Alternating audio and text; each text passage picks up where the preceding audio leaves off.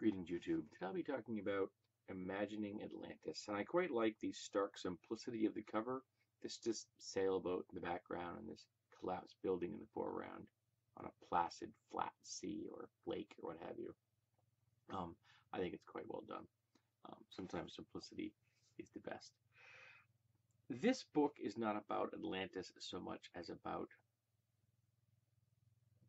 the history of the myth, the people that have tried to find it, the true archaeology that has been going on in the Aegean Sea, um, the history of earthquakes, tsunamis, volcanoes of the Aegean, um, a little bit about the fiction that deals with Atlantis.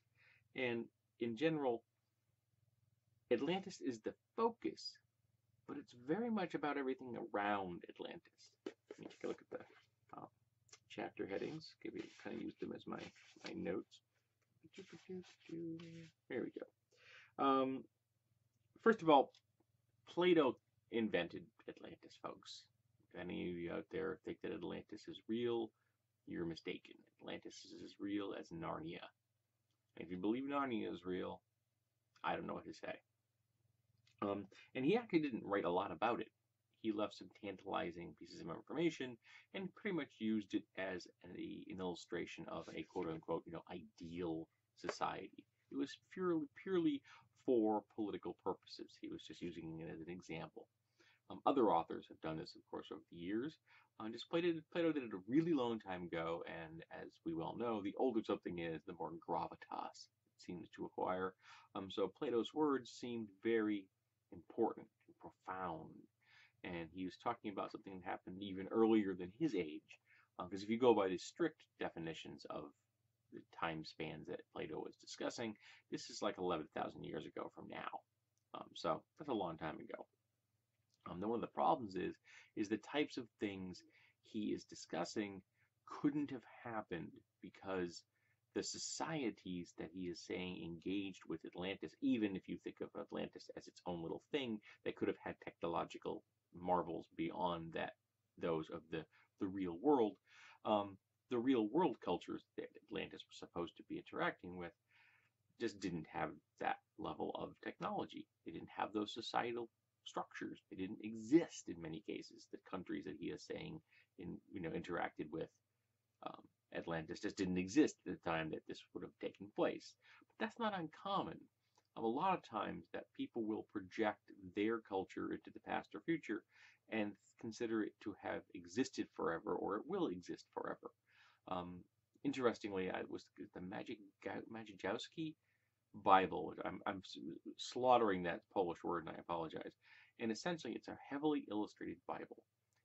But the thing is, when the Bible was illustrated, it was the Middle Ages, and all the illustrations of biblical era were done from the point of view of the Middle Ages. So it has nothing to do with Bronze Age combat. However, it is an incredibly good snapshot of illustrations of the arms and armor and combat styles of that time frame. So it's a wonderful snapshot of the era that the book was made in, and has nothing to do with the Bronze Age topic that it's discussing. So I cut Plato a great deal of slack when it comes to that particular artifact that comes from human interactions with the world. Now they do talk about the people who have tried to find it, and the fact that they've tried to place it outside the pillars of Hercules or Gibraltar out in the Atlantic Ocean. And of course, there's no place to put it in the Atlantic Ocean because an island or continent, depends how you want to look at it, just simply doesn't exist anywhere that it would have to exist. But they've said, oh, well, actually, it's the plains of some South American country, or it's America, or it's in Africa, or it's in Europe. And they've done everything possible to twist and warp and shake and such. The reality that it just doesn't fit anywhere out there. It just doesn't. It never has, and it never will. But in the process, some of these people have actually, looked at real archaeological sites and used it as evidence that these are like the leavings of Atlantis, and they aren't. What they are is wonderful archaeological sites dealing with real world history. Now, there were real events that took place in the Aegean that was very likely the inspiration for Atlantis. There was the explosion of the volcano at Thera, um, which is quite, I believe that they've done the research, and it was probably the second largest explosion in like human history.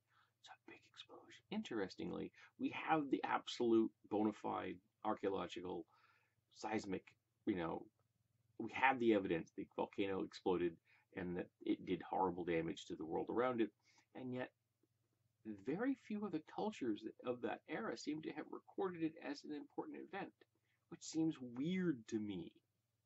You'd think that, like, when an island explodes with a sound that was probably heard 2,000 miles away, it would have made it into some reference somewhere, and it apparently didn't.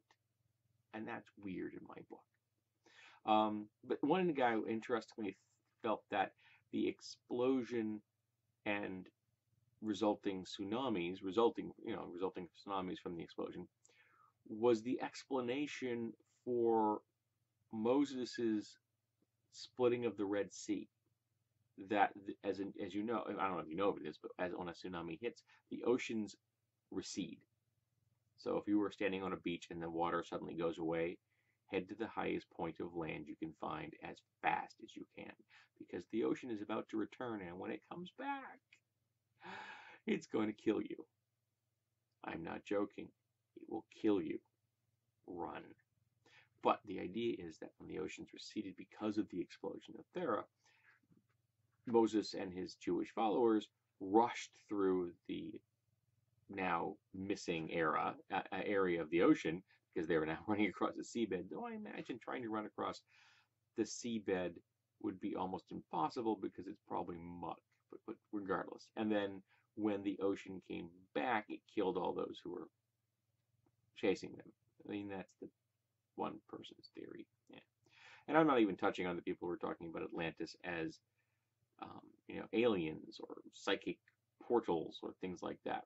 I mean, I've used Atlantis for videos dealing with gaming, and I will in the future. Atlantis is an awesome topic, but I don't think it's real. A big hunk of this book deals with real-world volcanoes, tsunamis, and earthquakes, to the extent that I actually found myself forgetting I was reading a book about Atlantis. I'm not joking. My brain is like, listen, this book about volcanoes and tsunamis is quite interesting, but I wasn't reading a book about volcanoes and tsunamis.